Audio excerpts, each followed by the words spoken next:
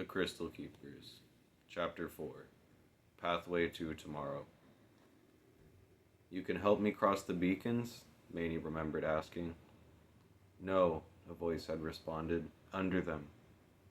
It was a woman and her son, Maney remembered. The woman was the one who spoke. What were their names? Asher and Fordham. Maney tried hard to concentrate on who they were, wondering why they had helped her get to the north in the first place.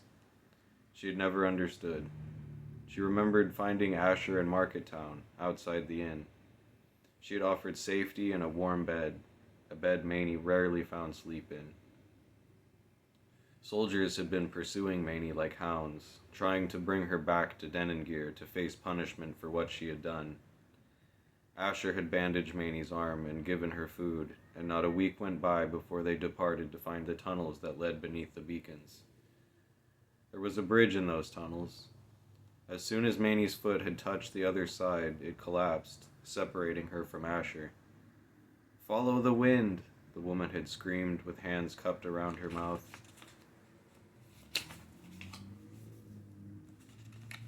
It will lead to the surface. Go north and find the protectors. They are the reason your eyes burn blue. And that was the last thing she ever said before the rumbling beneath the ground became too much for them to hear across. Darkness swarmed on Maney's voice once again. Darkness swarmed on Maney's vision once again. Her mind was babbling. She understood that she was actually alone now, stumbling headfirst through a frosty forest in the shadow of a snow-capped mountain. There was no use trying to remember the past. Mount Ven stood over her now, which meant she had made it past the beacons. This was the north, her intended destination. The smell of clean air and frozen pine trees made it seem like a hidden paradise, but Maney hadn't eaten anything but raw mushrooms and a few out-of-season berries in 6 whole days. Starvation was affecting her body and mind. Every second she wasn't eating, her belly felt like it was being ripped in half by thorns. She wanted to collapse and roll into a ball to stop the pain, but she kept going despite it, moving onwards as if some unseen force was guiding her along, pushing forward her every new step.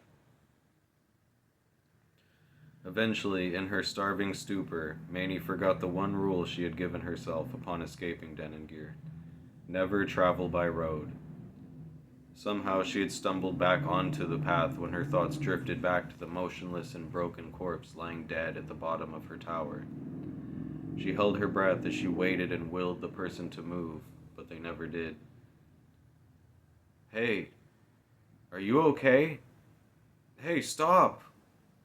Maney woke from her dreamy stupor and saw a wagon with 2 horses slowly rolling towards her. She quickly pushed herself into a ditch behind some short trees and tried to stay low, but by the time she had managed to do it, she was so winded and exhausted that all she could do was lie there and hope to remain unseen.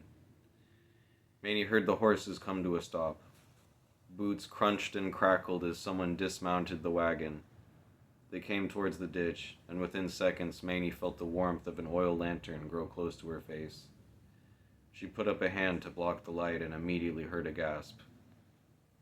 "Please," Maney begged, in a rasp of her old voice.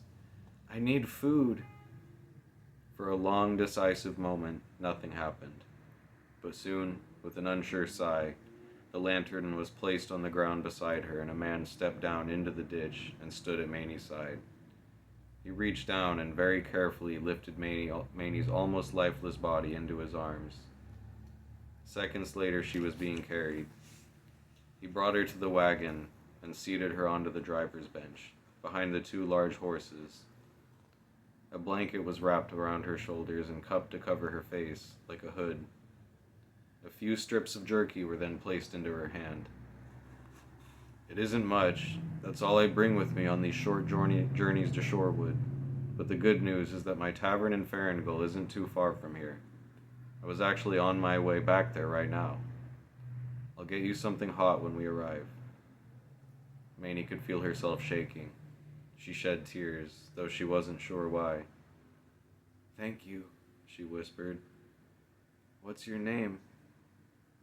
My name's Daniel, the man said. Keep yourself covered until we get to my tavern, okay, Maney? Maney didn't remember telling the man her name. Why? She asked. We don't want the wrong person to see your face. There are pictures of it nailed all over town. But I'll keep you safe, I promise. Maney had no idea if she could trust this man. Was this stranger her enemy or her friend? It didn't really matter. She had no other choice. Death would have found her if he hadn't.